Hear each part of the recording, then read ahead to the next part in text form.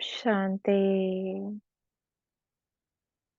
आज 19 मार्च 2024 के शाकाहारी महाभग के मीठे बाप दादा बोले, मीठे बच्चे, घड़ी घड़ी बाप और वर्षे को याद करो। बाप रूहानी सर्जन तुम्हें निरोगी बनने की एक ही दवा बताते बच्चे, मुझे याद करो। आज का प्रश्न है, अपने आप से कौन सी बातें करो तो बहुत मजा आएगा। उत्तर देते हैं बाबा, अपने आप से बातें करो। इन आंखों से जो कुछ देखते हैं यह तो सभी खत्म ही हो जाना है। बस हम और बाबा ही रहेंगे। मीठा बाबा हमको स्वर्ग का मालिक बना देते हैं। ऐसी ऐसी बातें करो, एकांत में चले जाओ तो बहुत मजा आएगा। ओम शांति। परमपिता शिव भगवानुवाच, मीठे मीठे बच्चों को पुरुषोत्तम संगम युग कदम कदम पर याद रहना चाहिए। यह भी तुम बच्चे ही जानते हो। सो भी नंबरवार पुरुषार्थ अनुसार यह बुद्धि में याद रहे। हम अभी पुरुषोत्तम संगम युग पर पुरुषोत्तम बन रहे हैं। और यह जो रावण का पिंजड़ा है, उनसे बाबा हमको छुटकारा दिलाने आया है। जैसे कोई पंछी को पिंजड़े से निकाला जाता है तो वह बहुत खुश होकर उड़कर सुख पाते हैं। तुम बच्चे भी जानते हो, यह रावण का पिंजड़ा है। अनेक प्रकार के दुख ही दुख है। अब बाप आए हैं इस पिंजड़े से निकालने के लिए। है तो मनुष्य ही। शास्त्रों में लिख दिया है, देवताओं और असुरों की लड़ाई लगी, फिर देवताओं ने जीता। अब लड़ाई की तो बात ही नहीं। तुम अभी असुर से देवता बन रहे हो। आसुरी रावण अर्थात 5 विकारों पर तुम जीत पाते हो, ना कि रावण संप्रदाय पर। 5 विकारों को ही रावण कहा जाता है। बाकी इसको जलाने आदि की बात नहीं है। बाबा कहते हैं, तुम बच्चे बड़े खुश से होते हो। अभी हम ऐसी दुनिया में जा रहे हैं जहाँ ना गर्मी है ना सर्दी, सदैव बसंत ऋतु ही रहते हैं।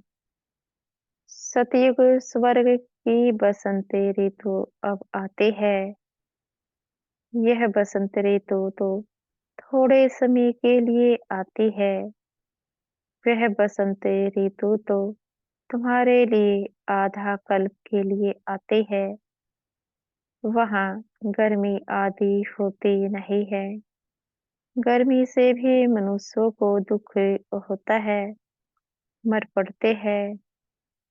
इन सभी दुखों की बातों से छूटने के लिए हमको अविनाशी सर्जन बहुत सहज दवाई देते हैं।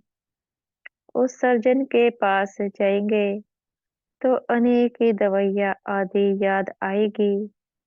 यहाँ इस सर्जन के पास तो कोई दवाई नहीं। उनको सिर्फ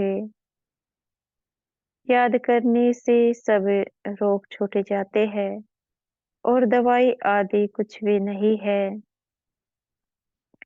बच्चे कहते थे, आज सेमिनार करेंगे, चार्ट कैसे लिखना चाहिए, बाबा को कैसे याद करना चाहिए, इस पर सेमिनार करेंगे।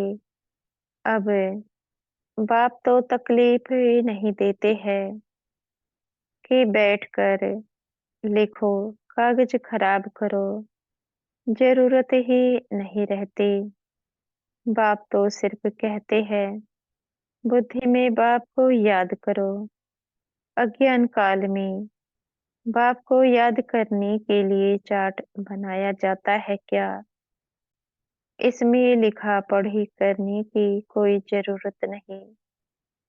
बाप को कहते हैं, बाबा हम आपको भूल जाते हैं। कोई सुने तो क्या कहेंगे? कहते भी है, हम जीते जी बाप के बने हैं। क्यों बने हैं? बाप से विश्व की बादशाही का वर्षा लेने। फिर ऐसे बाप को तुम भूलते क्यों हो? ऐसा बाप जिससे इतना भारी वर्षा मिलता है, उनको तुम याद नहीं कर सकते हो। इतना बार तुमने वर्षा लिया है, फिर भी भूल जाते हो।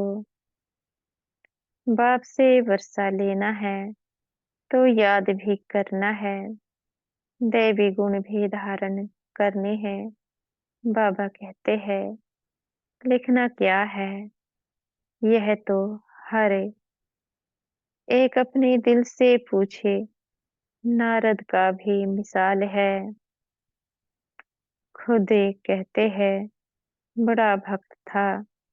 तुम भी जानते हो, जन्मे जन्मांतर के हम पुराने भक्त हैं। हम मीठे बाप को याद कर कितना खुशी होते हैं। जो जितना याद करते हैं वही लक्ष्मी नारायण को वरने लायक बनेंगे। कोई गरीब का बच्चा जाकर साहूकार की गोद लेता है तो कितना खुशी होता है। बाप को और प्रॉपर्टी को ही याद करते हैं। यहाँ तो बहुत है जिनको बेहद के बाप का बच्चा बन राजाई लेने का भी अक्ल नहीं आता है। वंडरफुल बात है, जो बाप स्वर्ग का मालिक बनाते हैं, उनको याद नहीं कर सकते हैं। बाप बच्चों को एडॉप्ट करते हैं, ऐसे बाप को याद ना करना, यह तो वंडरफुल बात है। घड़ी घड़ी बाप और प्रॉपर्टी याद आनी चाहिए। बाप कहते हैं, मीठे मीठे सिखिलदे बच्चों, तुमने बुलाया ही है एडॉप्ट करने के लिए। बाप को बुलाया जाता है ना। बाप ही स्वर्ग की स्थापना करते हैं, स्वर्ग का वर्षा देते हैं। तुम पुकारते भी हो, बाबा हम पतितों को आकर गोद में लो। आपे ही कहते हो, हम पतित कंगाल छी छी, वर्थ नोटे पेनी है। बेहद के बाप को तुम भक्ति मार्ग में पुकारते रहते हो। अब बाप कहते हैं, भक्ति मार्ग में भी तुमको इतना दुख नहीं था। अभी मनुष्यों को कितना दुख है। बाप आया है।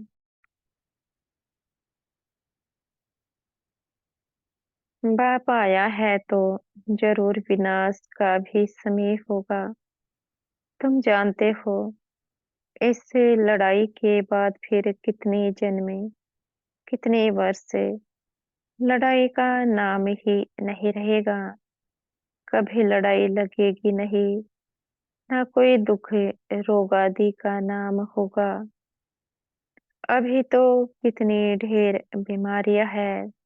बाप कहते हैं, मीठे बच्चों, हम तुमको सभी दुखों से छुड़ा देंगे। तुम याद ही करते हो, हे भगवान आकर दुख हरो, सुख शांति दो। यह दो चीजें हर एक मांगते हैं। यहाँ है अशांति, शांति के लिए जो राय देते हैं। उन्हों को प्राइजें मिलती रहती है। बेचारों को मालूम ही नहीं है कि शांति किसको कहा जाता है। शांति तो मीठे बाप के सिवाय और कोई दोबारा मिल ना सके। कितनी तुम मेहनत करते हो समझाने की, फिर भी समझते ही नहीं। तुम गवर्नमेंट को भी लिख सकते हो, मुफ्त क्यों पैसे बर्बाद करते हो।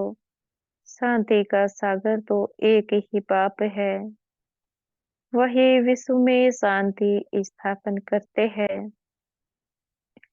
गवर्नमेंट के हेड्स को अच्छे अच्छे कागज पर रॉयल्टी से चिट्ठी लिखनी चाहिए। कोई अच्छा कागज देखकर समझते हैं कि शायद यह किसी बड़े आदमी की चिट्ठी है। बोलो, विश्व में शांति जो तुम कहते हो आगे कब हुई है, जो फिर उस प्रकार मिले। जरूर कभी मिली होगी। तुमको मालूम है, तुम तिथि तारीख सब लिख सकते हो। बाप ने ही आकर विश्व में शांति सुख स्थापन किया था। बाबा कहते हैं वह सतयुग का समय था। यह लक्ष्मी नारायण है डिनास्टी की निशानी।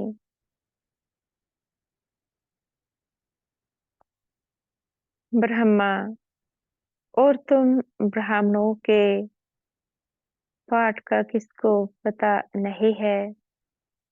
मुख्य पाठ तो ब्रह्मा का है ना। वही रथ बनते हैं, जिस रथ द्वारा बाप इतना कार्य करते हैं। नाम ही है पद्मा पदम भाग्यशाली रथ। विचार करो कैसे किसको समझाए। मनुष्यों को कितना नशा है। अब तुमको बाप का ही परिचय देना है। ज्ञान तो है ही सिर्फ ज्ञान सागर बाप के पास है। वह जब आए तब आकर दे, तब तक ज्ञान तो कोई दे ना सके। भक्ति तो सब भक्त करते ही रहते हैं। ज्ञान एक ही बाप देते हैं।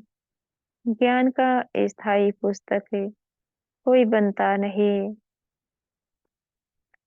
ज्ञान तो कानों से ही सुनना होता है। यह किताब आदि जो तुम रखते हो, यह सब टेम्परेरी है। यह भी सब खत्म हो जाएंगे। तुम नोट से लिखते हो, यह भी खत्म हो जानी है। यह सिर्फ अपने पुरुषार्थ के लिए है। बाप कहते हैं टॉपिक्स की लिस्ट बनाओ तो याद आएगा, परंतु यह तो जानते हो यह पुस्तक आदि कुछ भी नहीं रहेंगे।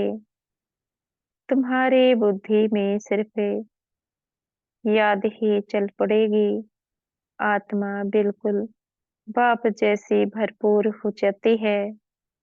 बाकी जो भी पुरानी चीजें इन आंखों से देखती हो, वह भी खत्म हो जाएंगे। पिछाड़ी में कुछ भी रहना नहीं है। बाप अविनाशी सर्जन है। आत्मा भी अविनाशी है। एक शरीर छोड़े दूसरा लेती है।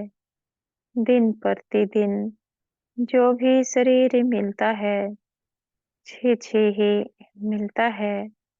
अभी तुम बच्चे जानते हो हम श्रेष्ठाचारी बन रहे हैं। बाप ही बनाते हैं।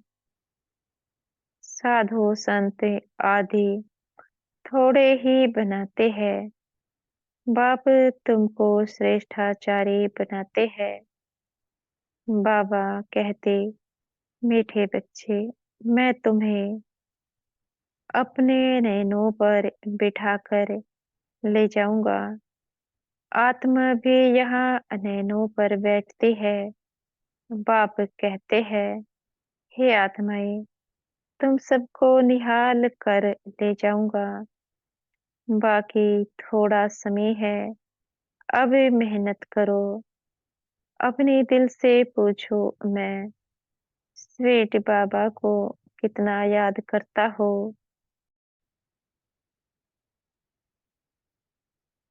बाबा कहते हैं, हे रांझा का विकार के लिए लव नहीं था, शारीरिक प्यार था।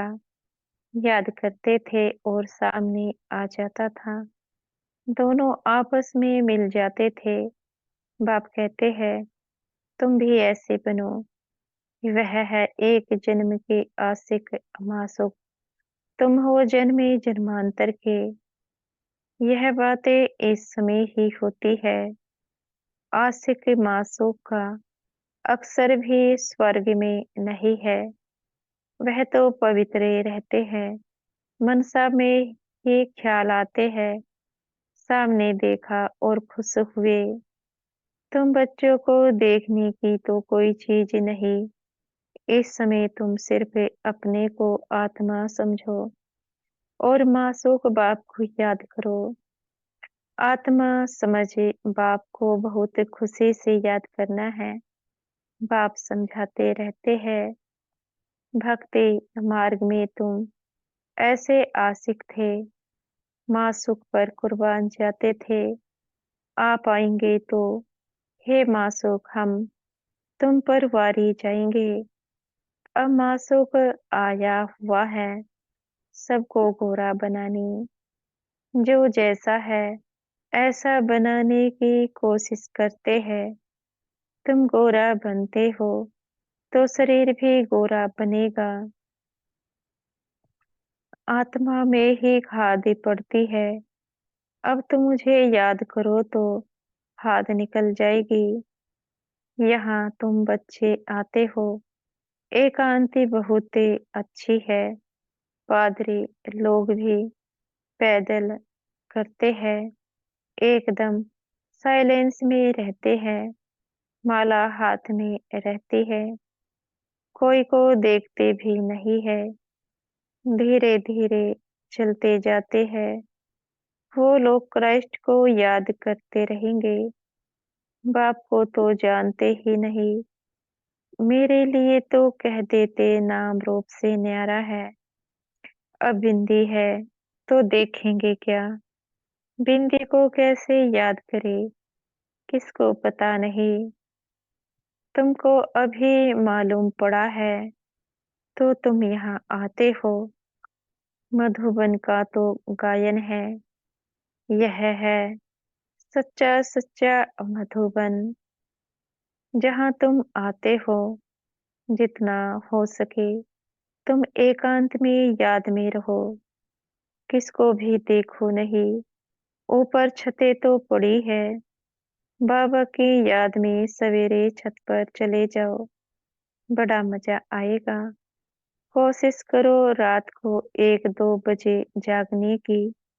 तुम नींद को जीतने वाले मशहूर हो। रात को जल्दी सो जाओ, फिर 1-2 बजे उठकर छत पर एकांत में याद की यात्रा करते रहो। बहुत जमा करना है। बाप को याद करते बाप की महिमा करने लग जाओ। आपस में भी यही राय करते रहो, बाबा कितना मीठा है। उनको याद करने से ही पाप कटेंगे। यहाँ बहुत जमा कर सकते हैं। यह चांस भी यहाँ अच्छा मिलता है। घर में तो तुम कर नहीं सकेंगे। फुर्सत ही कहाँ रहती है। दुनिया का वाइब्रेशन वातावरण बहुत खराब रहता है। वहाँ इतनी याद की यात्रा नहीं होगी। अब इसमें लिखने की भी क्या बात है। आशिक मासूक लिखते हैं क्या। अंदर में देखो, हमने किसको दुख तो नहीं दिया, कितने को याद दिलाया।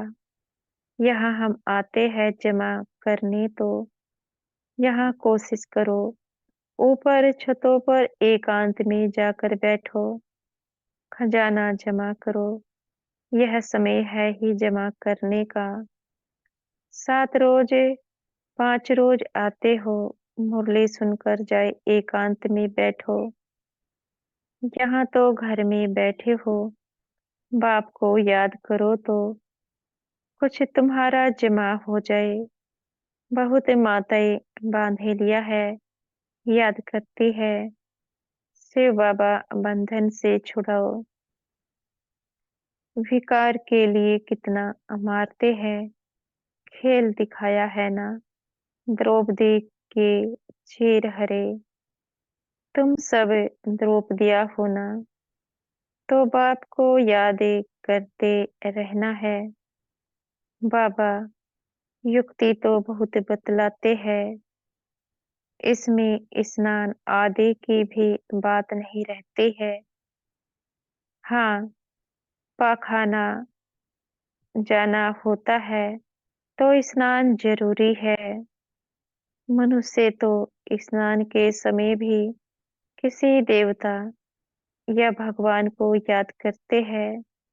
बाबा कहते हैं, मुख्य बात है ही याद की, ज्ञान तो बहुत मिला हुआ है। 84 के चक्र का ज्ञान है।